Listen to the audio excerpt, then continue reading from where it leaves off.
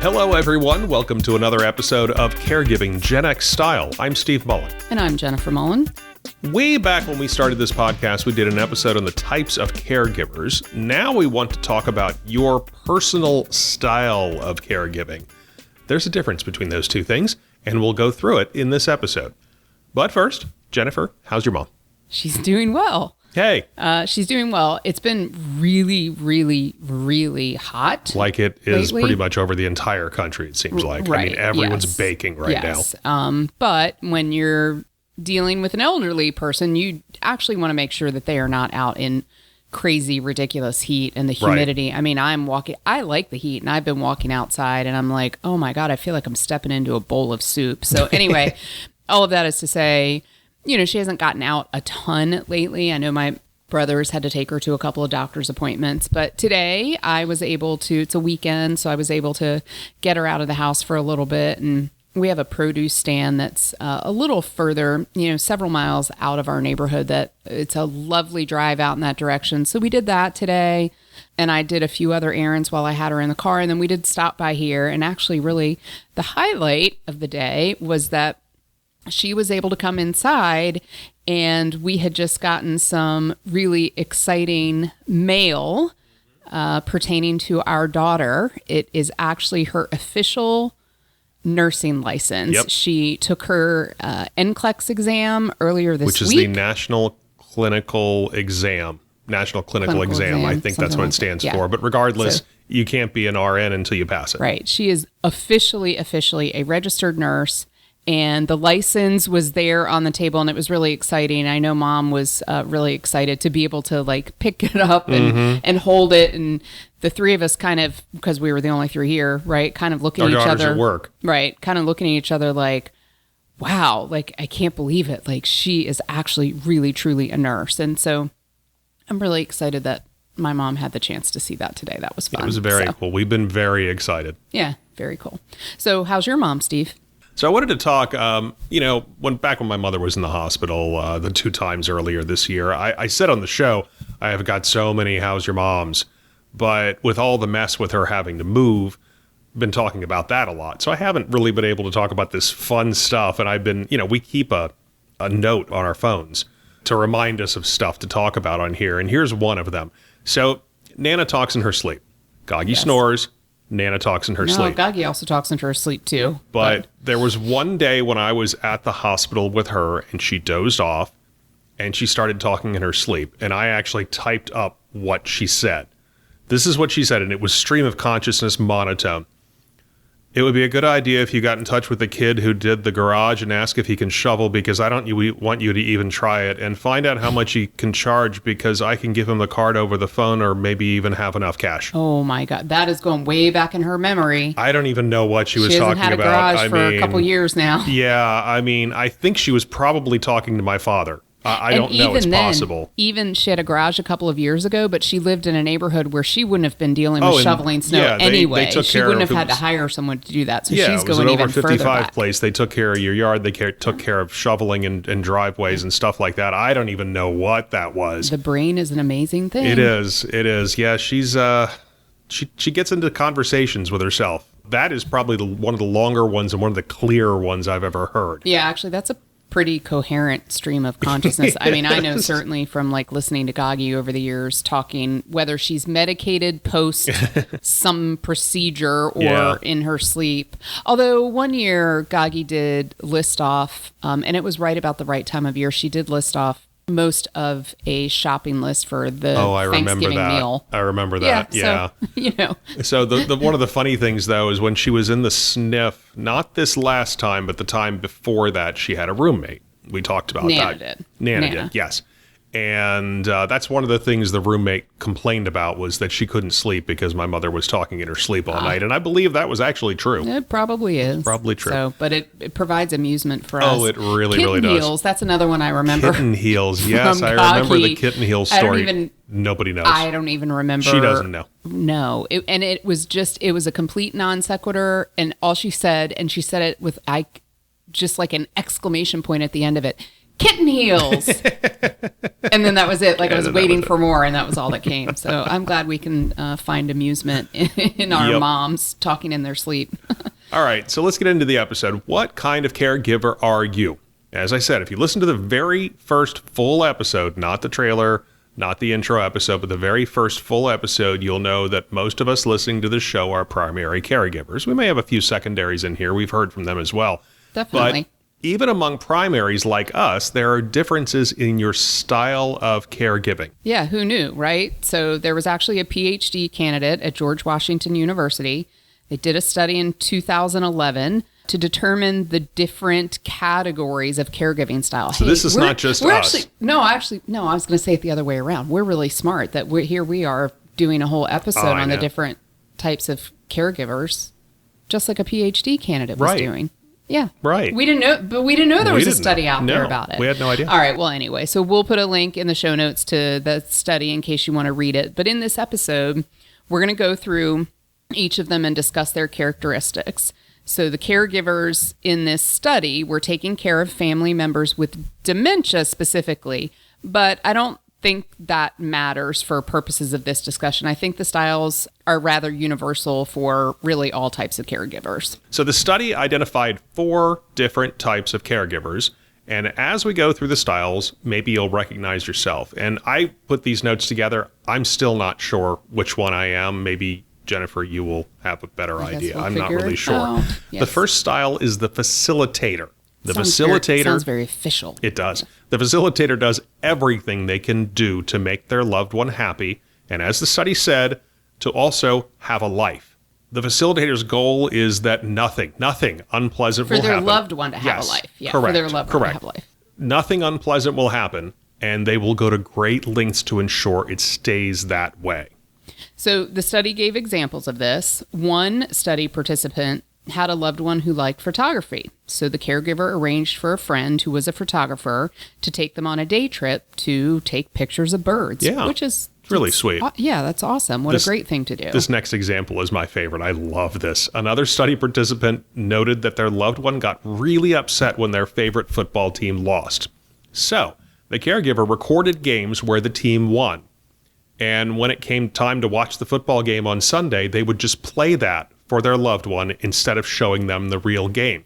Since he had dementia, he didn't remember that it was a rerun. So to him, his team won. Okay, so that's obviously specific to somebody who has dementia. Sure. But yeah, that's really interesting. I mean, I think, right, you talk about dementia, and it really is, it's a sad thing to talk about. It's a horrible disease to, have at the end of your life, and for your loved ones to watch you have at the end of your life. But I suppose there are some benefits, and I think it's okay to step back and say that's kind of a positive, right? They could do nothing but create happy sports viewing, football viewing memories. Well, maybe not memories, but you know what I mean. Right. They could make it a happy occasion, and they knew every single time it was going to be a happy occasion. I kind of like that. And it reminds me in the dementia episode we did with Dr. Mitch Kleonsky, the example he gave of the woman who her husband had dementia but really thought he could still drive, and they would go to do their day trip and go to the community center or whatever it was, and she would say, you know what, why don't I go ahead and drive there and you can drive home? And then when they were done for the day, she'd say, okay, well, since you drove here, why don't I drive home? And that just kept him out of the driver's seat, and he never remembered, and everybody was happy. Yeah. Now, these are really different examples, the two that we just gave, but they definitely show what the quote-unquote facilitator does. So it's all about trying to keep their loved one happy. The downside of this style is the amount of time and effort. Yeah, it's a lot of work. It seems like it could be a lot of work. It's a lot of work. It's really sweet. I love it, but it could be a lot of work. And the study says the facilitator strategies require a high level of planning, preparation, and direct involvement by the caregiver. Yep. I mean, this is hands-on stuff. Yeah. A lot of work. Yeah. Well, the next style is balancing. So this style basically tries to strike a balance between the caregiver's needs and then the needs of the loved one. So according to the study, it's actually the most common style. And the study included a quote from a caregiver that explains this very well. Quote, I know she might not think I've done a good job because I haven't done every single thing she's told me or wanted to do, but I know that I have done the best job that I can do without losing myself. I remind myself a lot that I have to make sure that I don't lose myself and that I have to take care of myself. So not exactly like this, but there's a part of this quote that reminds me of a very good friend of ours who has just gone through, went through something. She and her sister went through something with their father. So their father was in a long-term rehab facility for a period of time. And then while he was there, they had to do a massive clean out of his house. They just had to get things straightened out before he could move back in. And then since he's been back home, there have been things that he's complained about. He hasn't been happy with the way certain things were done or certain things that are gone or whatever. And our friend, she said to me that what she says to him, she has a standard thing that she says back to him every time. And it's something like, I'm sorry that you feel that way, but I did the best that I could do. I'm sorry that you feel that way, but I'm doing the best I can. I'm sorry that you feel that way, but I have done the best I can do. And she did say that it was a form of, she didn't say self-care, but really that's what it is. It saying that she's sorry that things weren't done exactly the way that her father would have done them, but she wanted to emphasize that she's doing absolutely the best she can do in this situation. And it is, I think, a form of taking care of herself mentally. And she did say that it eventually did start to shut him down. Right. Well, it would still come up, but she would say the same thing to him again, but it would, shut down very quickly. And I remember you mentioned this to me when we were getting ready to move my mother. And I ended up doing something similar to that. It wasn't exactly that. It was, my mom would get upset, about one more thing that had to be moved out because there wasn't enough space for it or whatever. And I think I did say to her about 4 times, I'm sorry, but we didn't really have much choice in this move. We're doing the best we can. Yep. I heard you say it a couple of times. It did. And that really did smooth things shut. I know. Yeah. So that is it's a little mental, psychological form of self-care, I think. So the balancing caregiver, also can use things like baby monitors to keep an eye on the loved one. I guess we should just call them monitors. Just monitors, not baby monitors. Yeah. Right? They might do things like remove knobs on appliances. Which I think that one's just a safety thing all around. It is a safety thing. Right. Absolutely. Yeah. One said they put puzzles around the house to distract their loved ones while meals were being prepared. Let me tell you what, Steve, if we get to this point at some point in our older age, you put a puzzle out, I will get distracted. Got it. I will. I'm going to put that one away in the back of my head for later. For anyone who's been listening to this podcast for a while, you know that sometimes we are recording the podcast over top of a puzzle that is in progress on our dining room table. So another one diverted the loved one's attention with stuffed animals or pets to get chores done. You could probably distract me with one of the cats if you had to. Oh, I'm pretty sure. Yeah, you could. Definitely. So basically, the balancing caregiver tries to get things done with as few distractions as possible, but they are getting things done. They're also the type to not be around their loved one every single minute of the day if they think it's not necessary. So one pointed out that they didn't go visit on weekends because they wanted those days to themselves. And their parent didn't know. Again, that part is universal. The fact that the parent didn't know that it was the weekend anyway, that's specific to this study because they were studying dementia patients. But I think a lot of caregivers out there are dealing with dementia. You and I are not, really. Right. Again, my mother has a diagnosis, but she's in pretty good shape. But why I also think this is universal, I will use this week as an example. So the weather here we were talking about the heat at the beginning of this episode, but then we've also had a couple of days of monsoon-like rain. Oh, rainforest rain, yeah. Yesterday was insane. And we were actually I was supposed to be off work. You were supposed to be not having other responsibilities for the day because we were going to be moving our daughter. Yeah, she's moving from one apartment to another. Right. Well, then we couldn't do that because of the monsoon rains. And I was very pleasantly surprised yesterday morning when you said, you know what? I don't think I'm going to go visit my mom today. I thought for sure, because all the plans had changed, you would go back to your normal, because it was a normal day for you to go visit. I was really proud of you for saying, she doesn't need anything. She's fine. I just saw her 2 days ago. I'm going to skip a visit today. And I called her up, and this is another thing. We've talked about this new assisted living she is in. they just take care of her better. And I think she's more comfortable and feels more cared for there. Which means you're more comfortable. Which is more, I mean, so I'm more comfortable. But I called her up and I said, we're not moving our daughter because it's pouring down rain. Was there anything that we had to do today? She said, you know what? Just stay home. If there's nothing we have to do, just go ahead and stay home. Take the day off. Yeah. And there was one day last week where she called me up and she said, do you want the day off? And I said, yes. She said, well, we've gotten a little bit of scheduling issue with the different therapists coming in, the speech therapist and the physical therapist. And she said, one of them is going to be there in the afternoon when you would normally be there. And unless you really feel like sitting and watching me transfer onto my new toilet seat, then I don't really think you need to be here. Yeah. So, I mean, I see this whole balancing thing. Maybe that's me. I don't know. Maybe that's what I'm becoming. It didn't used to be, maybe. I don't know. Getting better, and I do think this new facility does have a lot to do with that. It does. Well, and it really helps you balance if you know that your loved one is safe. Even thinking about our recent vacation, we were gone for a week, and we really did. We didn't even mention the fact that we got through a vacation and there were no emergencies.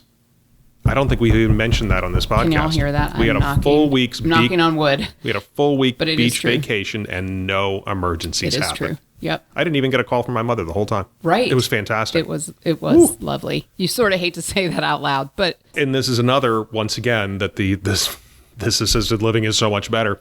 Typically, the last couple of years when we've done this, and she was in the old one, I'd get home and I'd hear all of the complaints about the stuff that happened while I was gone. Right. This time, nothing. Nothing bad happened. Excellent. That's awesome. So, all right, the next style is advocating. This one's really pretty simple, and we've certainly talked about advocating just ourselves, even without being a PhD candidate. Exactly. We have talked about advocating for our loved ones. But the advocator makes sure that things are correct. So they are monitoring things pretty closely. They react to what they see. For example, if their loved one has a sniffle or maybe seems a little more confused, they rush to their side to ensure that everything is being done to make it better. And they also are the type to be very present at a facility if that's where their parent lives. And I guess, the last assisted living, I felt like I had to, or she wasn't going to be taken care of. So they make sure the nurses and administration know that they are paying attention to what's going on. They're also the type of caregiver to make visits at random times of the day. I never really did this, to ensure that the staff is treating their loved one properly. And they will speak up, probably loudly, when things aren't up to their standards. One thing, squirrel here for just a moment. Well, I mean, it's related though. I sometimes wonder the times that my mom has been in the hospital or in a facility. Clearly between my brother and I, she's covered and has someone there, maybe not 24/7, but pretty darn close, which I think was a positive for the most part. But then there were times when I wondered the brief periods of time when neither of us were there, right? Because I'm joking, like it wasn't 24/7, but a lot. But there were also, we didn't stay overnight with her, for example. Right.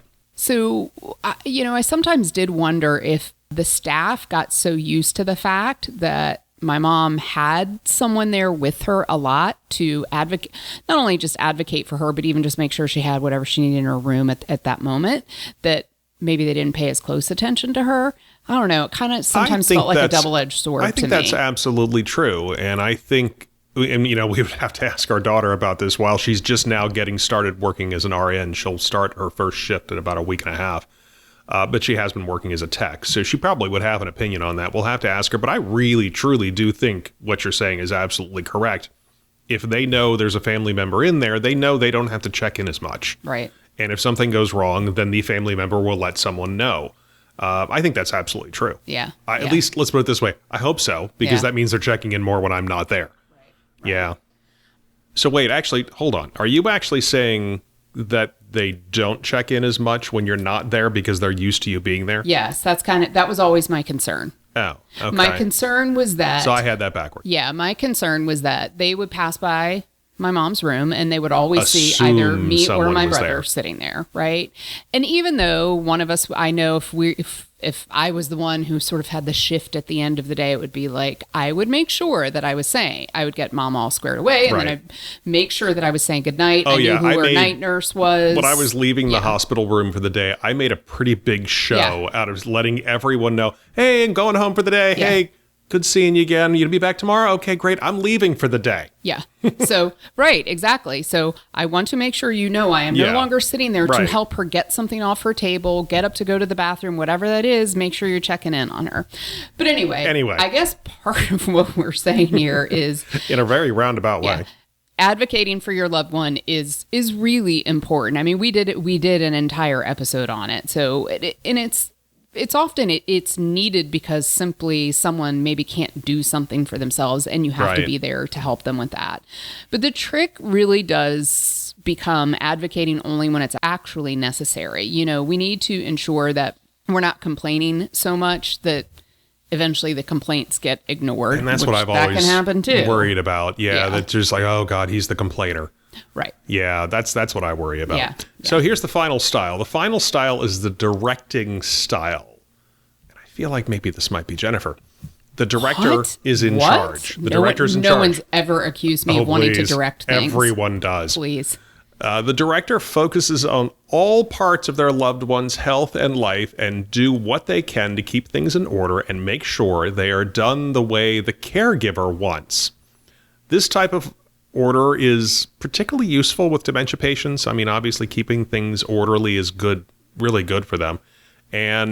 But based on some of the examples, it sounds like it's easy to go overboard. So here's a few examples. Jennifer, you get the first one. All right. So one director that was quoted in the study said they would not stand for their loved one falling asleep at the dinner table because they said it was very rude. It's rude. Which... okay. I mean, yes, in real life, when you are young and healthy and, you know, vibrant and all of these things, yeah, it's clearly falling asleep at the dinner table is not acceptable, but I don't know.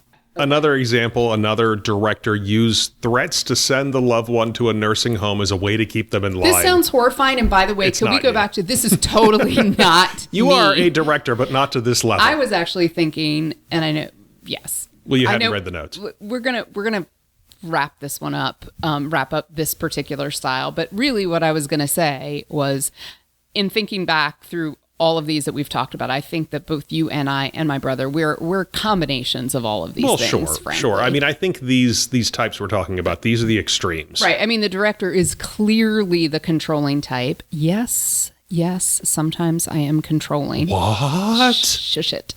And that, you know, that does sound pretty negative, but if it's not taken overboard, it can actually be a good way to do things, such as leaving detailed notes around the house about what their loved one should do that day. And you've done that for me. That's a whole different... we could do a whole podcast episode just on that, and that has nothing to do with caring for your loved one. Well, it does in a way, I guess. But anyway, you know, without the notes, the loved one likely would forget. So again, that one really is a little bit more specific, obviously, to someone, you know, who has dementia. But, you know, sometimes leaving small little notes about certain things probably isn't, you know, the worst idea in the world. No, it probably isn't. And, you know, if there are things that the loved one can and will do around the house, like, oh, I don't know, I empty the trash cans today. Could you go ahead and do that today? Or start the dishwasher, something like that they're capable of doing. And that's their chore around the house, then yeah, maybe writing a note about it to remind them is a good idea because they might not remember anyway. Yeah. Well, I think the interesting fact, though, about this particular style, the director style, is that according to the study, they are far more likely to be female. In fact, in the study, no males were identified as having the directing style. I'm not the least bit shocked by that. There's like so many fascinating things about that. Because... right? Like then when you think about, I mean, if we really want to get like philosophical and move out of the caregiving world, if you go into the professional world, right? Often, I mean, hopefully in 2024, we're getting away from this, but often it was the men who were always directing things, not the women. Yeah. Not me, not my world. I still try to direct some things there. Maybe the male style is more to, you know, don't tell me it has more finesse. Delegate more. Maybe that's what it is. Yeah, I don't know. I don't know. It's fascinating. It's easy to see. There are positives and negatives to each one of these styles. And I think the examples we gave here, I think really are the extremes. But it's integrating a little bit of each one of these into your caregiving style. Maybe that's the way to go. Yeah, well, and that's what I'm saying. I do think really, truly, when I sit here and I think about the last several years, you with your mom and my brother and I with my mom, I can see little bits and pieces of all of these styles in all of us. Sure. So hopefully that means it's working well. Sure. I mean, I try to balance my life as best I can, and but I also tend to advocate an awful lot for my mother. Yes. Because I feel like it's absolutely necessary. Yeah, sure. I don't know that I direct her, though. I don't know that I do any of that. I don't think. I mean, you don't really. No, mainly because I think she's undirectable. Actually, really, yeah. If anyone's being directed, it's you by her.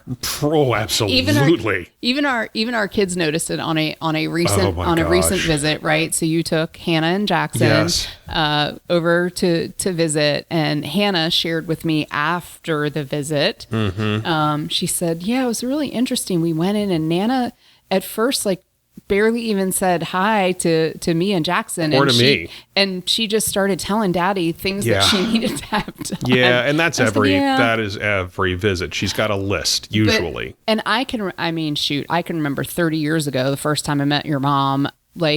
I can remember sometimes going to visit your parents and walking in the house, and your mom's brain just works that way.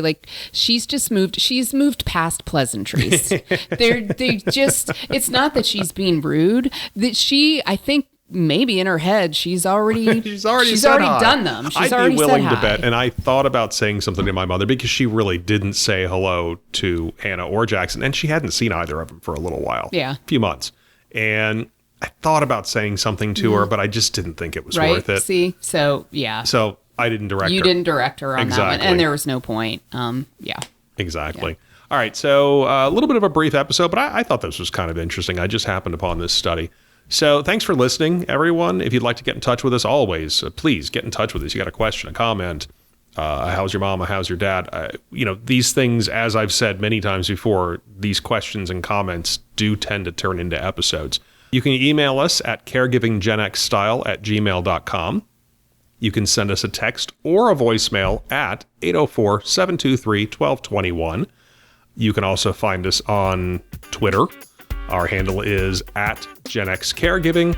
And we're also on Facebook. Just use the link in the show notes to get to that page. We hope to hear from you soon, and we hope you have a great day. Good night, everyone.